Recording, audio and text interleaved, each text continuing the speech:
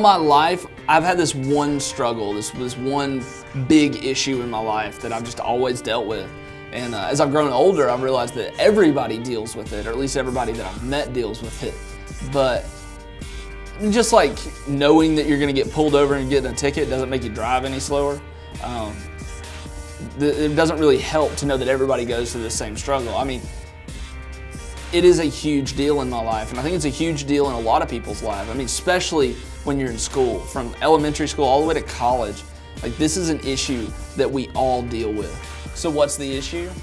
I struggle with thinking that nobody else struggles. It's just the truth. I know it sounds ridiculous, but when I'm dealing with an issue in my life, I tend to think that no one else has dealt with it or is dealing with it or is dealing with something similar or anything like that. Now let me explain. I'm an extremely introverted personality, which means, yeah, I can be loud, I can talk to people, I can sing and lead worship and like be in front of people and be like the life of the party, but it drains me to do that. And I get really, really tired after like kind of hanging out with people.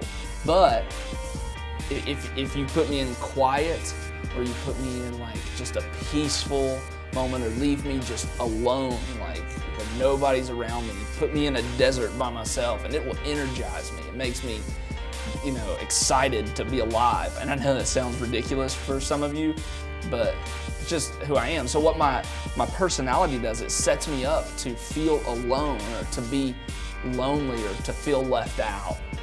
Now, while that's my personality, it's true for the other side too. I mean, extroverts, they love being around people. They're the life of the party, the team captain type people.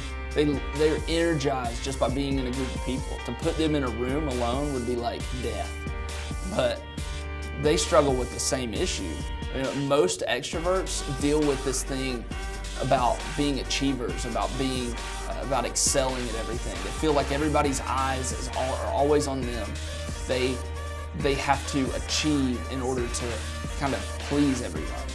It's the same struggle. It's the struggle of feeling alone. And while some of us may gravitate towards being alone and some of us don't, we all struggle with feeling alone. Like feeling like we're the only ones in our corner. Like there's no one else that's an advocate for us. And it's a big deal. For the last few weeks, we've been talking about living for something more. And some of you may be thinking, yeah, that sounds great. I'd love to do that, but what can I do? Or awesome, let's live for something more, but first I gotta fix myself. See, to think that way, you're dealing with thinking that you're alone. You feel like you're alone and you're gonna have to do this all by yourself. The truth is, we were never created to live in isolation. I mean, hear me. We were created to live in relationships. And I'm an introvert saying that. My wife, extrovert, would tell you that I'm the most introverted person that you could ever meet in your life. And me, personally, I would die without relationships. I'd just fall off the face of the earth if I didn't have relationships. See, God created us, regardless of our personalities, to be in community, to be together, to live life together. So this is so important that the writer of the book of Hebrews in the New Testament says this: "See to it, brothers, that none of you has a sinful, unbelieving heart that turns away from the living God, but encourage one another daily as long as it is called today, so that none of you may be hardened by sin's deceitfulness." So these verses are jam-packed with practical truth. I mean, it says, see to it that none, which means none of this, it's not my problem, John. I mean, that's how we think. That's how we kind of treat everybody. We think because we feel alone and dealing with our problems that everybody else just needs to deal with their own stuff and we don't need to get involved. But the writer says, hey, if you're a Christian, then you need to be engaged enough in other Christians' lives that you can help encourage them and make sure that they're not walking away from the truth of God. And then he goes on and he says, encourage one another daily, which means that you have to live life together, that our faith is living and it's breathing. And our faith has to be talked about and struggled with, and we need to encourage one another in that faith. You know, truthfully, this is probably the hardest thing about the Christian life.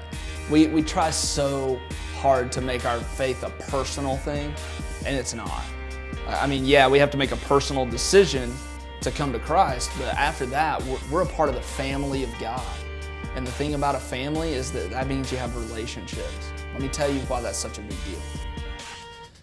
Before I was born, my mother was married to a man who is perfect for her. And just to make a really, really long story short, she rebelled. She didn't really rebel in high school. She rebelled after she was married against her parents and her upbringing. And a part of that rebellion was that she got divorced. And the church that she attended was just zero tolerance on divorce. It was not something that you could do. It was totally unacceptable. So one day, somebody from that church sat down next to my mother and basically told her that, yes, you can still come to this church, but we just wanted to make sure that you knew that there's no place for you, that you can't serve or you can't really belong here. And so my mom did what a lot of us would do. She just left. She just cut ties with every good, strong, faith-based relationship other than our family that she had ever had.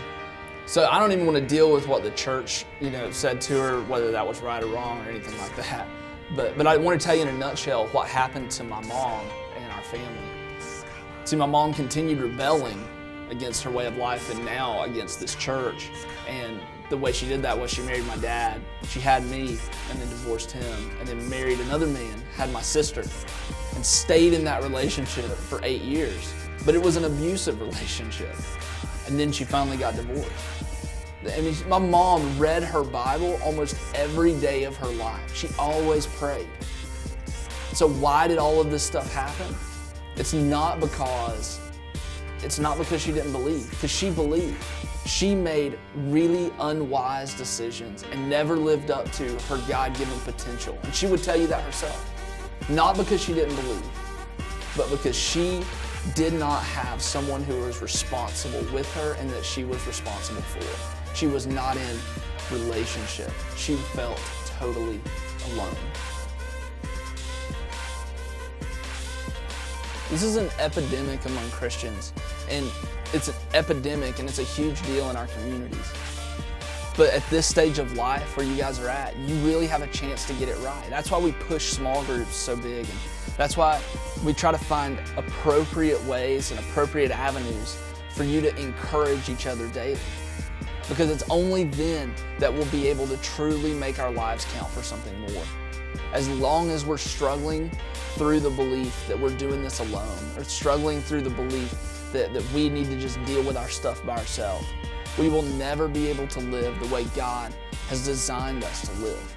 In the story of my family, the way it ended up is my mom got remarried again, and about the same time, a friend of mine invited me to church, and I became a Christian, and my mom started attending the church, and then eventually our entire family got plugged in to intentional faith-based relationships. And now, all of us as a community try to live out the Hebrews 3 principle.